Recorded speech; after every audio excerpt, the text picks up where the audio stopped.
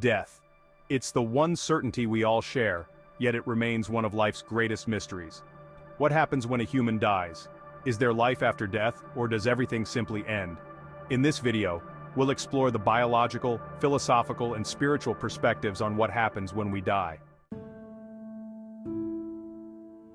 From a biological standpoint, death is the irreversible cessation of all vital functions. Your heart stops beating, your brain stops functioning, and your body begins to shut down. But what exactly happens in those final moments? As the heart stops, blood flow to the brain ceases, leading to a rapid decline in oxygen levels. Within seconds, brain cells begin to die. This process triggers what scientists refer to as brain death, which is considered the definitive moment of death. However, it's not always immediate. Some cells in the body, particularly in the skin and organs, can remain alive for hours or even days after death. In the minutes leading up to death, many people report phenomena such as life flashing before their eyes, which researchers believe may be linked to a surge of brain activity as oxygen levels drop. This could be the brain's final attempt to make sense of the inevitable. But what about near-death experiences? These mysterious events, reported by people who have come close to dying but have been revived, add another layer to the question of what happens when we die. Many NDE survivors describe similar sensations, floating above their bodies, traveling through tunnels of light, encountering deceased loved ones, or feeling an overwhelming sense of peace. Scientists are still debating whether these experiences are a glimpse into the afterlife or merely the result of a dying brain trying to process trauma. Some researchers suggest that NDEs are caused by a mix of biological processes, like the release of endorphins and the lack of oxygen to the brain, that create the illusion of peace and euphoria.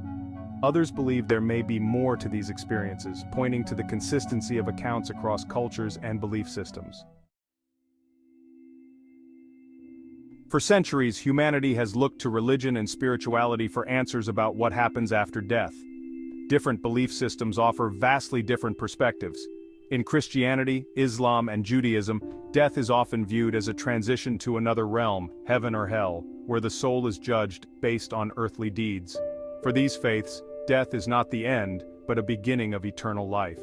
Buddhism and Hinduism, on the other hand, view death as part of a cycle of reincarnation, where the soul is reborn into a new body.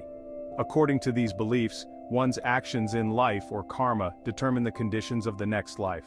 Other cultures, such as those with animistic traditions, believe that spirits of the deceased continue to exist in nature or remain connected to the living through ancestral worship. So, from a spiritual perspective, death is often seen not as a final goodbye but as a transformation, a step in the continuation of existence in another form. Beyond the realms of science and spirituality, philosophers have long pondered the question of what happens when we die. Many have asked, does consciousness survive death, or is death the complete cessation of our being? Dualists, like René Descartes, argued that the mind and body are separate, suggesting that while the body may die, the mind, or soul, could continue to exist. Others, like materialists, argue that consciousness is simply a product of brain activity, meaning when the brain ceases to function, so too does consciousness. Existentialist philosophers, such as Jean-Paul Sartre, have also grappled with the meaning of death.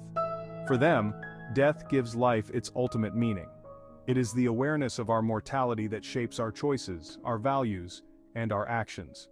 But whether consciousness survives death or not, many agree that death serves as a powerful reminder of the fragility and preciousness of life.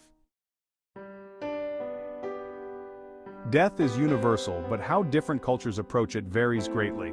In some cultures, death is mourned with somber ceremonies, while in others, it is celebrated as a joyous transition to another phase of existence. In Mexico, for example, Dia de los Muertos, or the Day of the Dead, is a colorful celebration honoring deceased loved ones, where families gather to create altars, share stories, and even party in cemeteries.